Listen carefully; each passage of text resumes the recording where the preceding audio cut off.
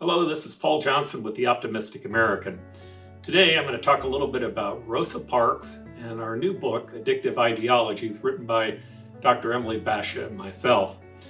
When I was mayor of Phoenix about 20 years ago, we were trying to implement a Martin Luther King Day in the city of Phoenix. I was able to convince Rosa Parks to come to the city and to talk about the civil rights issues that had taken place during the time that she was growing up. Now, many of you may remember Rosa. She was one who sat on a bus and she was told to move to the back of the bus because of the color of her skin. She rejected that, wouldn't move, and so she ended up being arrested. Now, there was a book that I was looking through during the time that I was talking to her, and inside this book was this picture of Rosa actually being fingerprinted. She's all of about 5 foot tall, a short little lady, and there was a police officer booking her in. Now, this police officer had on the starched shirt, the crew cut haircut. He just had kind of the chiseled features, and I said to her, I said, "Wow, that just looks like the face of fascism booking you in." She said, "Now, Mayor Johnson," she said, "that was a nice young man. He was just doing his job. He was doing what he was told to do." She said, "That's not right that you judge him simply by the color of his skin." She said, "My problem was with the law. It wasn't with that nice police officer." Rosa threw me back on my heels. But what she was talking about was two things that we mention in our book in terms of the 7 ideals. One of those is accountability.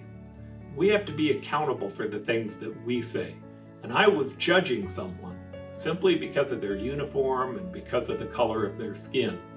And the second issue is more important, which is this whole concept of love.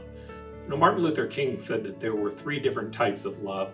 One type was romantic love, where we have a romantic partner. The other is philia, which is brotherly love.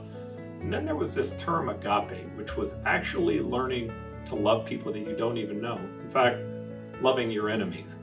She was expressing the power of love, the importance to it, and how it is that we're going to solve our problems. Now, today, we're faced with these extremes on both sides. We have an alt-right and a woke left.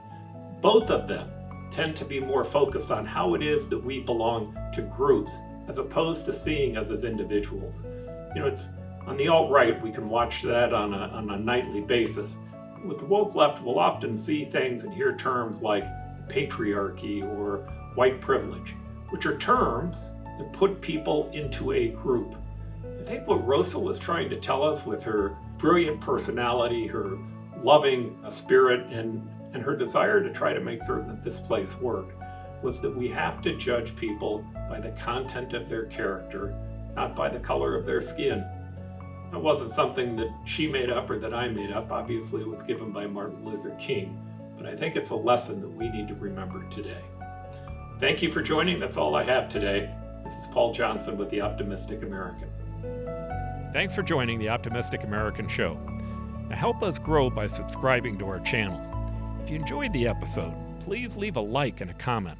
There is so much more that we have planned, and we can't wait for you to embark upon this journey with us.